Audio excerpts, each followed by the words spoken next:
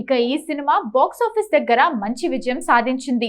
రెండవది ఆడవాళ్లు మీకు జోహార్లు. 15 జనవరి 1981న విడుదలైన ఆడవాళ్లు మీకు జోహార్లు సినిమా కె బాలచందర్ దర్శకత్వంలో తెరకెక్కిన ఈ సినిమా బాక్స్ ఆఫీస్ దగ్గర పెద్దగా వర్కౌట్ కాలేదు. ఇందులో చిరు సెకండ్ హీరోగా నటించారు. మూడవది ప్రేమ పిచ్చోళ్ళు.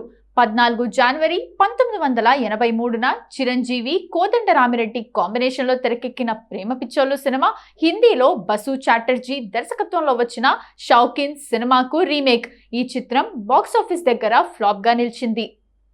సోలో హీరోగా చిరంజీవికి తొలి సినిమా. ఈ మూవీ బాక్స్ ఆఫీస్ దగ్గర డిజాస్టర్ గా నిలిచింది. ఇక నాలుగవది చట్టంతో పోరాటం.